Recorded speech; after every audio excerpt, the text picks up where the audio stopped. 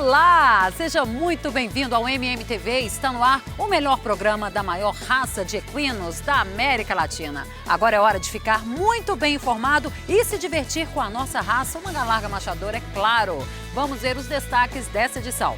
Diretor da ENA explica detalhes sobre membros e aprumos definidos no padrão morfológico do Manga Larga Machador. Tem três coisas muito importantes nos membros: a condição de proporções, angulações e a própria constituição, estrutura óssea e tendínea desses membros. Instrutor da BCCMM orienta como fazer o manejo rotacionado de pastagens. Especialista alerta para as doenças ligadas ao excessivo confinamento de baia. Marchadores pela Vida divulga balanço recorde na ajuda de pessoas em tratamento contra o câncer. No ano de 2020, apesar de ter sido um ano extremamente desafiador para todos, né?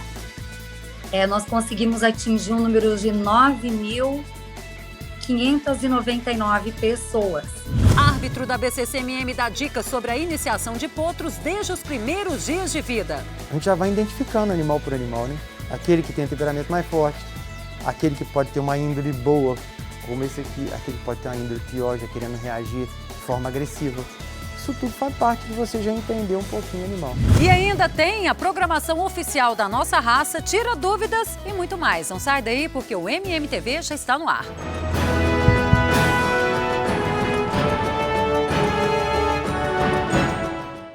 Bom, você viu nas duas últimas edições do nosso programa explicações detalhadas sobre o padrão morfológico da nossa raça. Conteúdo, inclusive, que faz parte dos cursos oficiais da BCCMM. Hoje a gente finaliza essa aula com ele, o diretor da ENA, Carlos Augusto Sack. Vamos ver.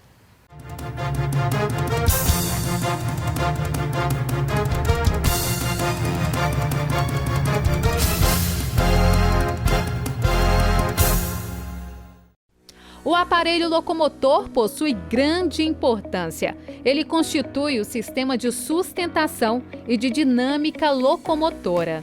E sem bons membros e aprumos, não há marcha de qualidade. Interpretação de morfologia racial, membros e aprumos.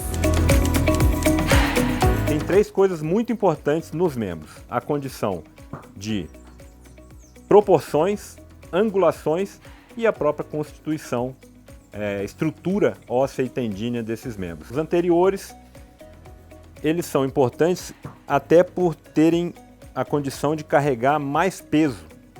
Eles têm que suportar mais peso. Cerca de 65% do peso total de um cavalo está sobre o seu antemão. Daí, a maior incidência de claudicações e laminetes. As proporções do sistema locomotor dizem muito sobre o andamento desse indivíduo. No Manga Larga Machador, especificamente, a espádua e o braço devem ser longos e oblíquos. Isso vai favorecer a uma amplitude de passada maior.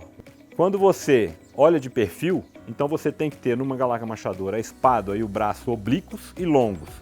O antebraço reto, vertical e longo. Joelho largo, bem definido, dando uma condição de boa articulação, de boa elasticidade. Canela curta e reta, na mesma vertical do antebraço. Boleto também bem definido, dando uma condição de articular boa para esse membro.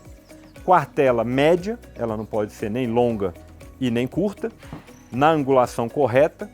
E cascos arredondados, sólidos, de preferência escuros, mas a coloração não é relevante. Mais importante é a forma e a consistência desse casco. Então aí nós teremos um membro anterior de qualidade no Manga Larga Machador.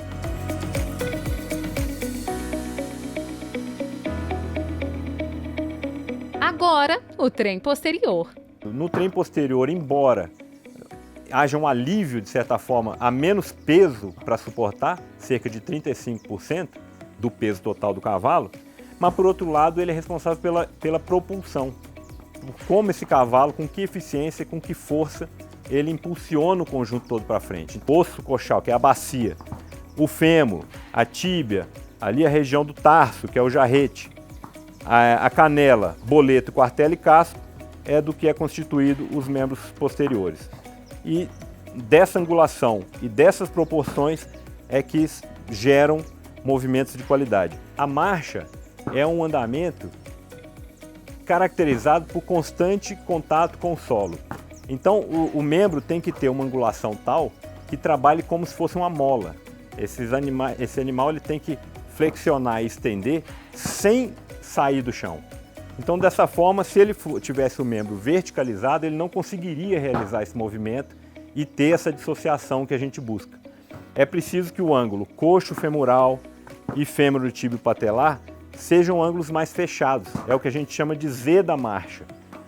O animal da descida mais verticalizado de membro, ele não tem condição de ter uma marcha de qualidade, de ter uma função de qualidade, de ter uma impulsão boa e de ter principalmente um engajamento bom do trem posterior.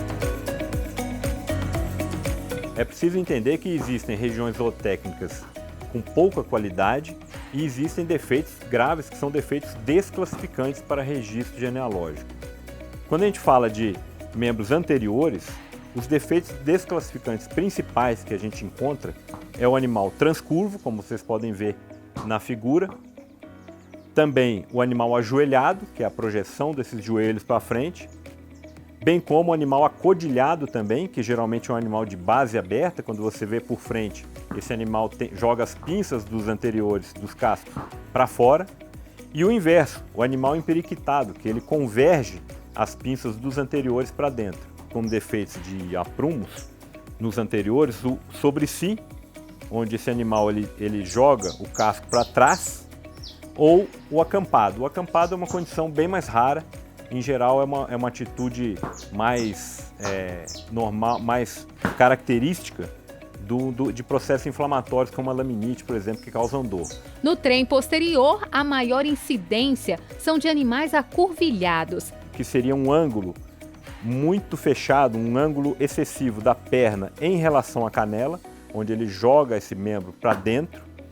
Você tem o sobre si do posterior, você tem o acampado, que essa é uma condição mais comum na nossa raça. O acampado seria uma falta de alinhamento de toda a linha que tangencia a garupa e passa tangenciando o calcânio, o jarrete, até o solo.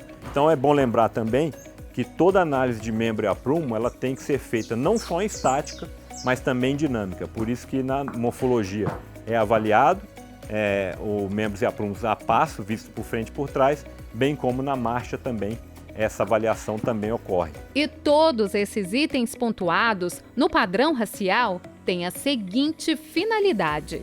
A gente tem que lembrar sempre que tudo que está no padrão racial do manga-larga marchador é funcional. Qualquer descrição de qualquer das regiões zootécnicas que estão lá muito bem descritas, ela tem uma razão de ser funcional. Ela não é meramente estética.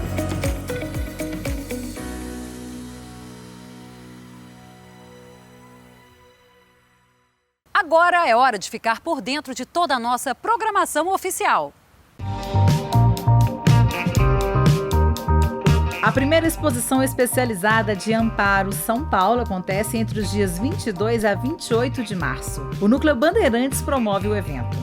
O Núcleo Centro-Oeste Mineiro promove a 8ª exposição de inéditos de Divinópolis, Minas Gerais, entre os dias 25 e 27 de março. O 5º Circuito Caminho Novo de Copa de Marcha, etapa São João Nepomuceno, acontece nos dias 27 e 28 de março na cidade. O Núcleo Caminho Novo promove o evento. O Núcleo do Sul de Minas realiza em Caxambu a Copa de Marcha do Cavalo Manga-Larga Marchador no dia 27 de março.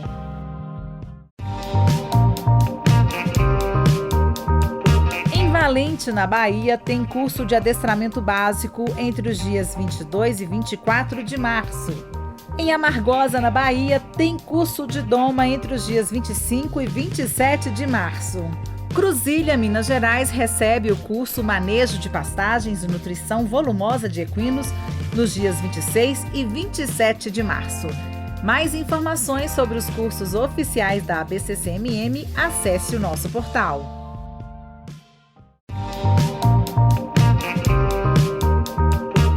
15 de março termina o 3º leilão expoente da marcha pelo site da Confiança Marchador. Já estão disponíveis as ofertas do primeiro venda direta do Aras HOC. Mais informações pelo ponto da marcha. O 5º leilão Genética em Evidência termina dia 18 pelo Shopping da Marcha. O 2º leilão online Aras Peniche vai até o dia 30 de março. Mais informações pela Suporte Leilões. O leilão web Aras Canto da Siriema e Aras Alter termina dia 29 de março. Mais informações pela Marcha News. O 2º leilão Top Marchador Tocantins acontece dia 16 de março, no canal Business. Pelo Clique Marchador, no dia 17, é a vez do leilão web Atabasca Julipa e Capituva. Dia 18 tem o leilão web 40 anos Aras Roçado. Mais informações na página WM Marchador. Gente, vale lembrar que essas datas podem ser alteradas devido à atual situação do país. Então, fique de olho, acompanhe o portal da BCCMM. E a gente vai para o intervalo comercial, não sai daí porque a gente volta daqui a pouquinho. Você vai ver como reduzir custos na alimentação da tropa só com o manejo rotacionado de pastagens. Este daqui é o Tifton 85. Hoje ele está numa altura entre 30 a 35 centímetros. Isso após 21 dias de rebrota. Ou seja, ele está no momento ideal para receber novamente os animais para o pastejo. E o sono dos animais é pauta do quadro Tira Dúvidas. É já já.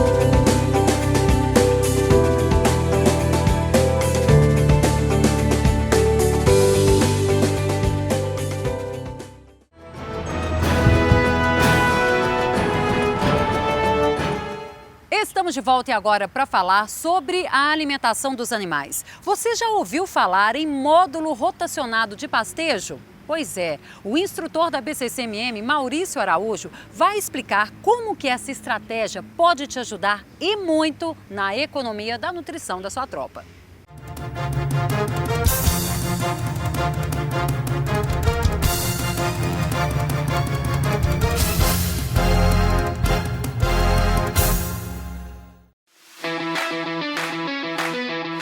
Pasto saudável o ano todo. Fartura para a tropa em qualquer região do país. É possível. Os cavalos têm por hábito o pastejo rasteiro e são seletivos na busca por alimentos. Então, pasto bom, tropa sadia. O instrutor da BCCMM, Maurício Araújo, explica o erro que pode levar um pasto à degradação. Se você larga um cavalo numa área grande, mesmo que esteja sobrando, eles vão escolher um pedaço da pastagem e vão ficar em cima dela comendo até rapar lá no chão. Então eles vão praticamente aniquilar aquela pastagem naquela área. E só vão passar para uma parte seguinte quando ali não tiver mais nada. Estragam o pasto e abrem portas para outros problemas. Além de eles estar estragando o pasto, eles estão abrindo porta, abrindo o quê? Concorrência, luminosidade, espaço, tudo para brotar as pragas. Sementes brotarem, pragas vindo do outro lado.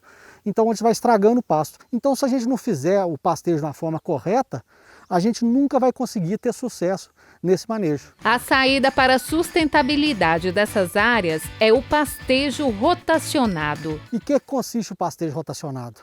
A gente concentra os animais em áreas menores, onde que eles vão pastejar mais ou menos uniforme essa pastagem. Eles vão levar de maneira uniforme, vão comer por igual aquela mesma área, para assim passar para outra parte e assim por diante.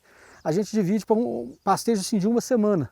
Então, quando estamos trabalhando com Tifton, a gente costuma dividir um módulo em 4 piquetes, onde pasteja uma, descansa 3. Quando trabalhamos nos pânicos, eu divido em 5, onde pasteja uma semana, descansa 4. A gente consegue, então, otimizar, aproveitar o máximo que tem de cada pasto, sem degradar a área. Nessa família dos sínodos, da família do Tifton, o período de rebrota é de 21 dias. Então, o que a gente precisa? A gente precisa pastejar uma área e só retornar a ela em 21 dias. Quando a gente fala da espécie da família dos pânicos, dos Mombasa, do Tanzânia, do Zuri, do Maasai, do Quênia, a gente já precisaria o quê? De 30 dias. pastagem é uma cultura como qualquer outra. Ela tem o ponto certo de ser colhida, o ponto ideal de ser colhido. Aquele ponto ideal é o ponto, justamente, ela vai concentrar o maior valor nutricional. Ela vai ter o melhor valor proteico, ela vai ter uma melhor relação de fibras, menos fibrosa, né? Melhor digestibilidade. Então a gente tem que colher no ponto certo. Este daqui é o Tifton 85. Hoje ele está numa altura entre 30 a 35 centímetros. Isso após 21 dias de rebrota. Ou seja, ele está no momento ideal para receber novamente os animais para o pastejo. Nos pânicos varia. No Mombaça você entra com 90, sai 40. No Tanzânia você entra com 70, sai com 30. O Zuri equivale praticamente ao Mombaça. Para a gente otimizar, colher o melhor ponto que tem daquele pasto, onde vai ter o maior retorno nutricional para os animais. Com a baixa de chuvas e os períodos de tempo frio, a capacidade de animais em um piquete sofrerá alterações. Nós estamos numa área aqui no módulo de 4 hectares. Nós estamos com 32 cabeças rodando atualmente nesse módulo. Se você pega numa época chovendo bastante, né, nós estamos adubando agora, se você pega chovendo bem, a gente chega a aguentar até 40 animais normalmente. Mas varia, aí você vai terminando as chuvas, vai entrando ali março, abril, vai terminando a época das águas em determinadas regiões, a capacidade de suporte vai diminuindo. Quando vai esfriando o tempo, o capim vai parando de crescer, vai diminuindo a água, esfriando, vai diminuindo o crescimento. Chega um ponto que vai rodar os 4 módulos, os 4 piquetes, quando voltar no primeiro ele não saiu do lugar. Então o que a gente faz nesse caso? Eu tenho que tirar esses animais dessa área, ou eles vão passar para uma área que está reservada, que estava descansada, ou então vai para uma outra área reservada, onde eu vou suplementar a sua alimentação. O que não pode acontecer é deixar o pasto rapado. Isso implica diretamente no período de rebrota, que vai ser muito maior. A margem de segurança é o resíduo pós-pastejo. Se você larga uma área rapada, fica no chão, essa insolação, o sol forte, praticamente ele mata tudo. Ele esteriliza esse solo. Então você empobrece muito o solo, você diminui a vida do teu solo, a decomposição, a ciclagem do material orgânico. O que quer dizer na prática? Quanto mais folha, mais energia ela produz, né? Mais rápido cresce. Então o que acontece? Uma área que sai rapada da seca, ela vai começar a chover ali em setembro, outubro, essa área vai voltar à altura ideal de pastejo só lá para novembro, final de novembro. Então você tomou um prejuízo enorme. Sendo que uma área que você pastejou correto, veio pastejando nas águas, chegou na seca, parou de crescer, você reservou ela àquela altura mínima, na hora que cair as primeiras chuvas, você já deu um tratinho, já adubou, elas rapidinho estão prontas para crescimento, então o teu uso é muito maior. Ô Mauricinho, observando, Geraldo, mostra ali pra gente, a gente tem um caminho ali, aquilo ali, esse caminho também faz parte desse manejo? Todo manejo desse que a gente faz rotacionado, a gente procura trabalhar com áreas de lazer. Então tem 4 piquetes dentro desse módulo. Como vocês estão vendo, não tem nenhum coxo dentro dessa área. Sim. Então toda a área em volta de coxo, se vocês separarem nas propriedades, que faz vários piquetinhos, enche com coxo em cada uma, é tudo rapado em volta. Então o que acontece com isso? Automaticamente você está jogando uns 15%, 20% da tua área fora. Dentro dessa área de lazer, a gente tem que, nessa área de lazer, procurar ter uma água de boa qualidade, sal mineral de muito boa qualidade e sombra para os animais. Quer aprofundar ainda mais no tema? Curso Manga Larga Machador, um cavalo para todos.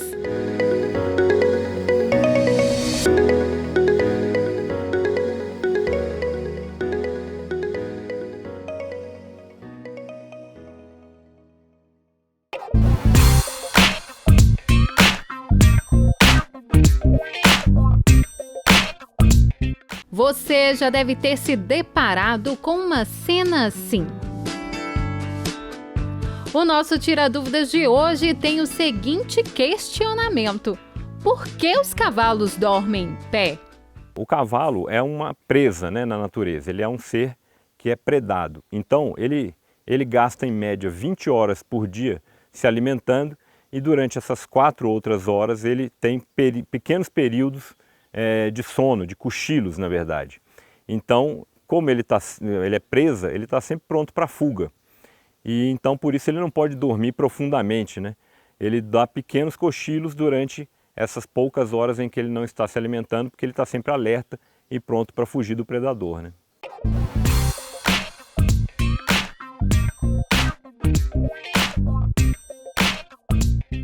você também tem alguma dúvida sobre a nossa raça? Então manda pra gente através das nossas redes sociais e também no YouTube que a gente responde. Bem, não saia daí porque daqui a pouquinho a gente volta com muito mais. Especialista em ciência animal mostra como evitar que o seu machador desenvolva doenças ligadas ao confinamento de baia. Quando planejamos a construção de baias, essas baias devem ser grandes para que o animal possa deitar, rolar de maneira confortável. A cama deve ser alta e essa baia deve ser arejada para que esse animal não sofra com o estresse térmico. E projeto social da raça divulga balanço extraordinário na ajuda de pacientes com câncer.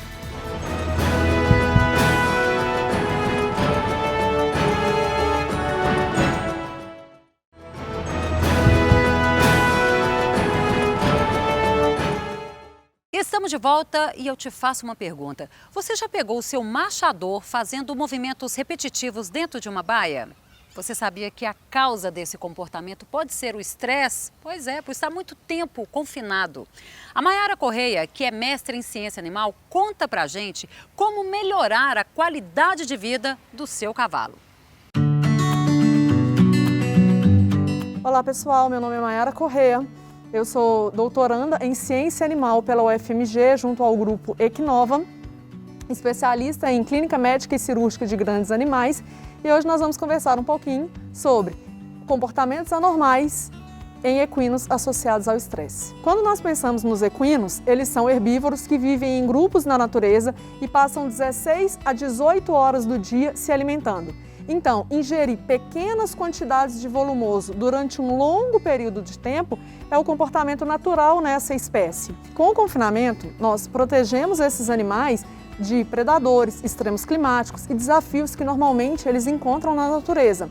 Entretanto, nós acabamos privando também do convívio social e do pastejo, o que predispõe o desenvolvimento do estresse crônico. Sempre que possível, devemos buscar baias arejadas que permitam o contato social entre os animais de baias vizinhas, instalação de dispositivos de alimentação lenta. Quando planejamos a construção de baias, essas baias devem ser grandes para que o animal possa deitar, rolar de maneira confortável.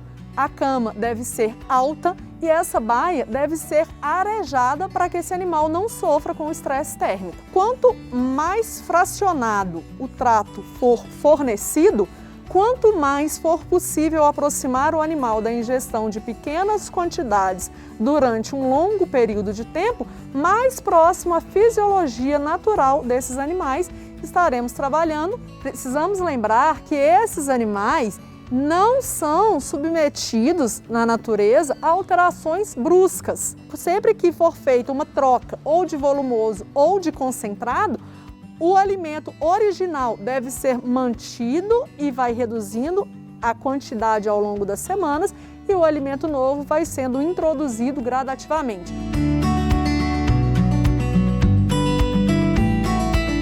Quando pensamos no contato social entre os equinos, é importante que a gente se atente tanto para o contato visual, mas mais importante, com o contato físico. Nós já temos pesquisas demonstrando benefícios no bem-estar e redução no estresse quando permitimos o contato físico entre esses animais. Devemos sempre nos atentar que esses animais vivem em grupos na natureza e eles criam vínculos entre eles. Então, quando nós respeitamos esses vínculos criados entre esses animais e permitimos o contato, nós temos animais apresentando maior docilidade e facilidade na lida.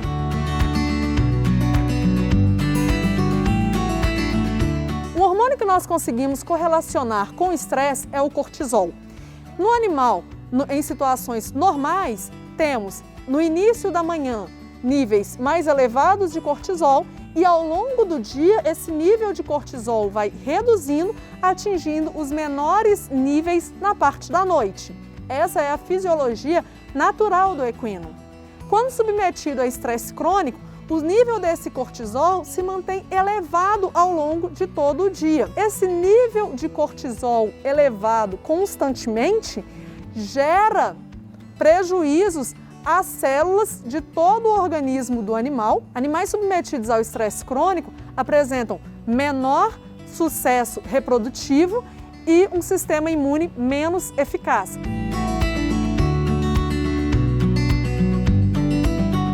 Estereotipias são comportamentos repetitivos sem função ou objetivo óbvio. Eles não são observados nos animais soltos na natureza.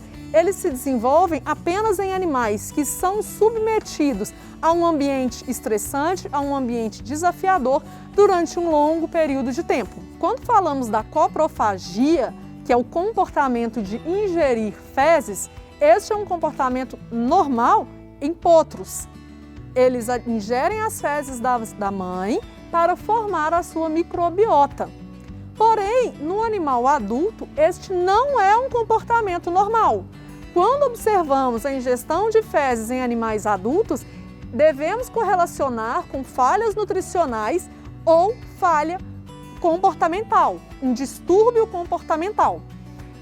E animais que desenvolvem coprofagia têm também maior predisposição de desenvolver cólicas, principalmente devido a alterações gástricas. Na dança do urso, o animal apresenta deslocamento do peso entre os membros torácicos. Ele desloca o peso entre o membro direito e o membro esquerdo e, ao mesmo tempo, lateraliza o pescoço e cabeça nesse sentido.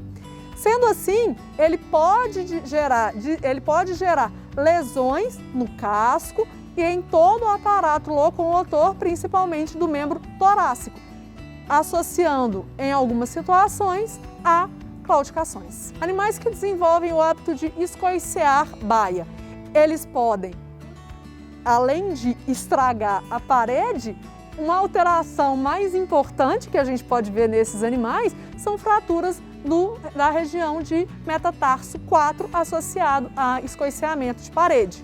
A aerofagia é um vício comportamental onde o animal apoia os incisivos superiores em alguma superfície e faz um movimento para deglutir ar. Isso traz prejuízo tanto para a saúde odontológica do animal quanto para a saúde digestiva, tendo em vista que animais com aerofagia normalmente estão associados com síndrome de úlcera gástrica e têm maior predisposição a desenvolver uma cólica potencialmente cirúrgica.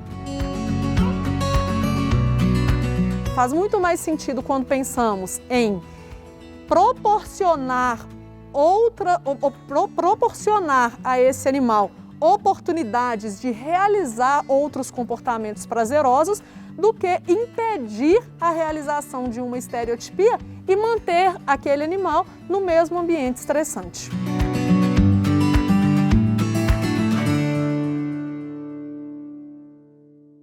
Bom, a entidade filantrópica oficial da nossa raça, Marchadores pela Vida, divulgou o balanço de 2020 com um número extraordinário na ajuda de pessoas com câncer e também de vulnerabilidade social. Vamos acompanhar? Grandes marcas solidárias foram alcançadas em 2020. No ano de 2020, apesar de ter sido um ano extremamente desafiador para todos, né? Nós conseguimos atingir um número de 9.599 pessoas diretamente. E quando a gente fala nesse número, nós falamos não só de crianças que estão sendo atendidas, mas também dos pais, dos acompanhantes, porque como um dos nossos trabalhos é atender instituições que cuidam de crianças que estão na cidade fazendo tratamento, essas crianças precisam de um acompanhamento. Então, sempre vai ter alguém da família. Então, quando a gente pensa em levar alimento, a gente leva alimento para o paciente do câncer e para o acompanhante dele também. Uma das entidades que promoveu esse acompanhamento ao paciente oncológico foi a APALA, a Associação dos Pais e Amigos dos Leucêmicos de Alagoas. A instituição foi beneficiada com os repasses da Marchadores pela Vida. O apoio do Marchadores é muito importante porque disponibiliza todo o suporte para tratamento no tocante à parte dos benefícios que a gente entrega, né? Por exemplo, as cestas básicas, os suplementos nutricionais e os medicamentos. Então, assim, a maioria dos benefícios entregues, ela é viabilizada através do apoio do projeto dos Marchadores. Além dos usuais repasses financeiros, a Marchadores pela Vida ainda teve fôlego para consolidar as chamadas ajudas emergenciais para outras instituições não componentes da rede. Ao todo, 8,2 toneladas de alimentos, mais de 4.000 frascos de álcool em gel e 460 máscaras foram doadas. Todo mês de outubro a gente abre um edital onde instituições vêm e nos enviam, chega até nós, projetos de trabalho. E a gente assume um compromisso durante 12 meses. Então, o edital abre em outubro, em novembro a gente estuda todas as instituições, em dezembro elas já ficam sabendo se estarão dentro dessa rede de apoio. E só que o nosso trabalho foi muito além disso em 2020. Como eu falei anteriormente, foi um ano que nos desafiou muito. E quando começou a chegar alimentos e a gente viu que outras instituições também necessitavam dessa ajuda, a gente saiu dessa rede de 10 instituições que a gente vinha ajudando.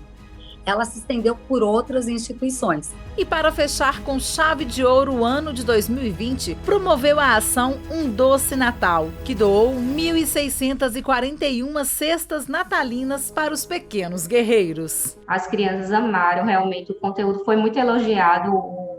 Os itens, deu para perceber o quanto eles ficaram felizes e surpresos também.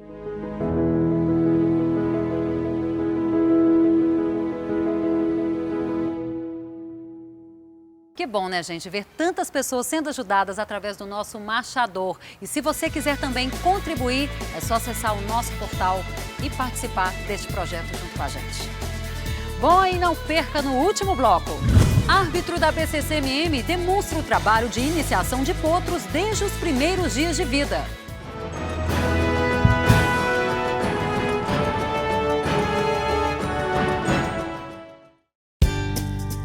Temperamento, resistência, comodidade, inteligência, companheirismo. São muitas as espécies animais que transformam o dia a dia das pessoas. Mas foi com o cavalo que o homem escreveu a história. Guabi Equinos, o jeito certo de nutrir sua paixão.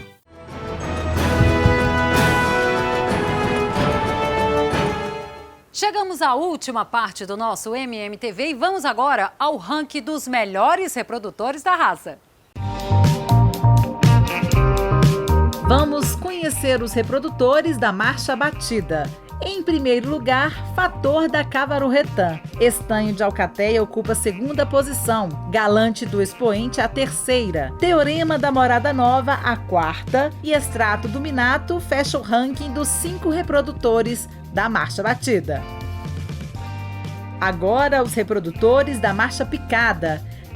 Elfo do Porto Azul lidera o ranking. Amado IP ocupa a segunda posição. Cadar EAO a terceira. Estância Arco-Íris Aboio a quarta. E Elcide do Porto Azul encerra o ranking da marcha picada.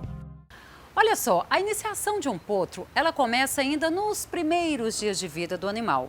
O Fabiano Bittencourt, que é técnico da BCCMM, vai demonstrar técnicas para que você acostume o seu machador na lida do dia a dia do campo e também no futuro trabalho da doma. Vamos assistir.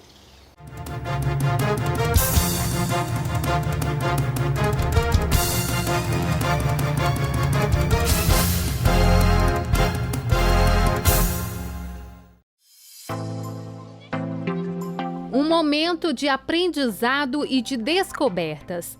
É preciso dedicação e paciência. Dia após dia e os resultados logo surgem. A iniciação de potros é uma das fases mais importantes da vida dos marchadores.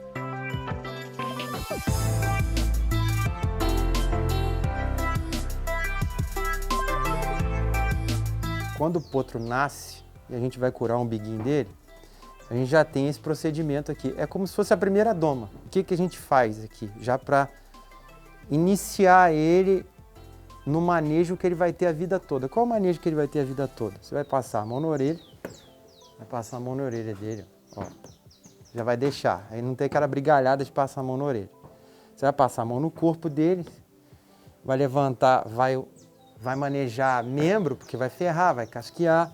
Então você vai já manejar ele aqui, ó. Só um pouquinho. Ele deixou, você vê aqui, ó. Mexe lá, deixou, eu solto. Já aliviei. Pé, a mesma coisa. A boca também será tocada. No futuro, esse machador usará embocadura. E já nesse início, é possível fazer uma leitura comportamental do indivíduo.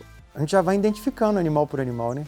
Aquele que tem temperamento mais forte, aquele que pode ter uma índole boa, como esse aqui, aquele que pode ter uma índole pior, já querendo reagir de forma agressiva.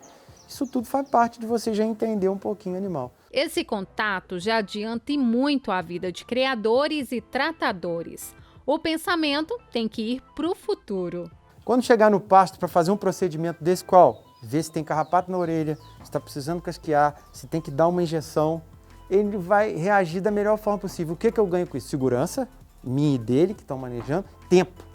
Eu estou vendo aqui que o Marcinho, ele segura o cavalo ali na extremidade, né, na frente, e atrás também tem um jeito certo de amparar o potro. Né? Ele nunca puxa muito para cima, assim, igual o bezerro, com pena de dar algum problema nas vértebras aqui, né? Então ele segura mais de lado aqui, ó, mais em cima e mais de lado. Ele, na verdade, ele faz muito menos força aqui, né, do que amparar ele ali, porque ele vai querer sempre ir para frente, né, fugir. Então ele só segura, só firma ali para não ter problema. Agora, pegar igual pega boi aí na unha e levantar, você pode quebrar o rabo do potrinho aí. E a cauda tem que ser viva, né? E nada mais prático que os exemplos do dia a dia para o manejo da doma. Muito agitados, olha só o que essa potrinha foi arrumar. Só para você ver a situação que acontece, é manejo do dia a dia, acontece, animal se machucar e tudo mais. Então já está contida, né? Já é animal que já está acostumado. Mas olha a reação, tá vendo?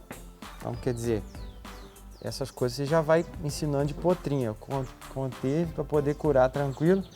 Você imagina se não tivesse feito isso e esse corte fosse com um ano e meio. Olha a guerra do animal muito mais forte. Aqui, ó, a gente ainda tem condição de segurar, né? Agora, a etapa da doma segue com animais de 8 meses.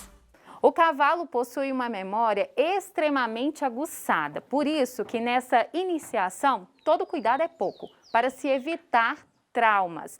Lembrando que ele é uma presa da natureza. Então, qualquer ação que o incomode, a primeira reação vai ser a fuga. A gente tem que aproveitar esse instinto de fuga ao nosso favor. Esse instinto de fuga ele não é subjugado, ele não é tirado do cavalo. É um parceiro. Você vê que eles estão em parceria aqui, estão de boa. Quando eu for mexer com esse potro no cabresto, estiver eu e ele, quem que é o parceiro dele? Sou eu. Quando eu estiver montado, quem que é o parceiro? Sou eu. E o instinto de fuga vai continuar.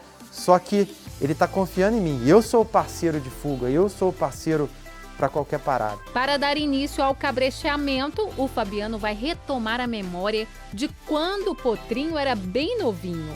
Aquele primeiro contato do simples toque, que não era tão simples, agora surte efeito positivo. Então nós tivemos o início desse cabresteamento na baia e agora a gente veio para o redondel. A baia só ficou mais fácil para ele aproximar e lembrar quando era potrinha, né? Que curou o umbigo ali, aquelas coisas.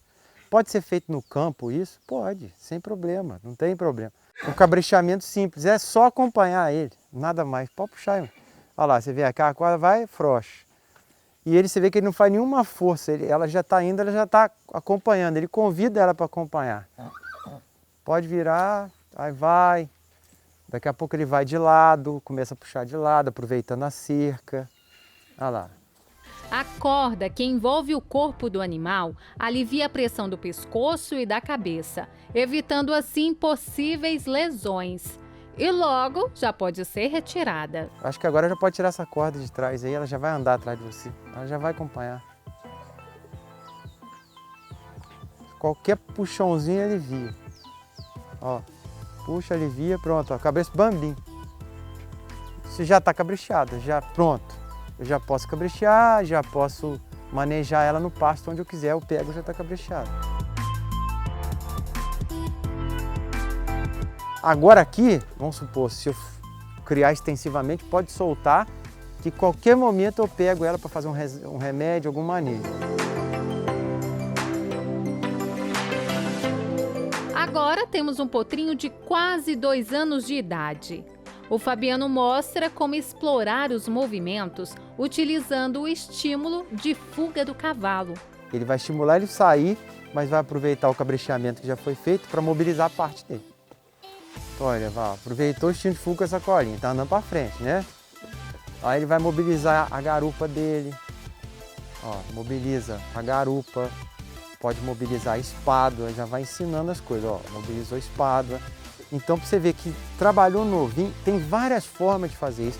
Tem manejo de todos os jeitos. Tem gente que não gosta de cabrechear, outros já facilitam o serviço. O outro aprende muito mais fácil, né?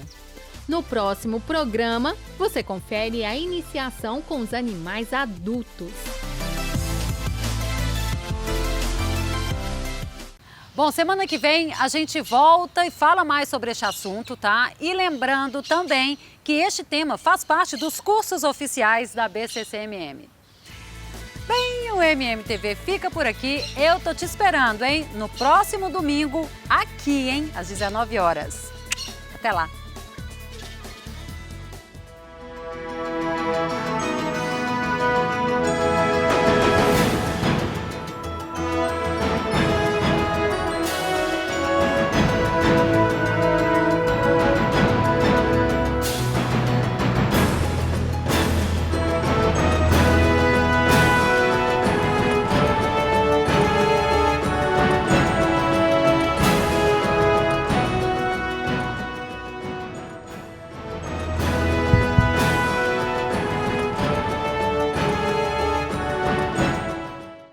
Na pista, um manga larga marchador precisa ser resistente, manter a disciplina sem perder a estabilidade. Para garantir todo o potencial genético, a Vetinil desenvolveu a linha Super Premium JCR, produtos de alta qualidade para a suplementação de animais atletas. Seu manga larga marchador terá ganho muscular e energia de sobra para superar todos os desafios. Linha Super Premium JCR da Vetinil, a marca oficial de suplementos e medicamentos do manga larga marchador.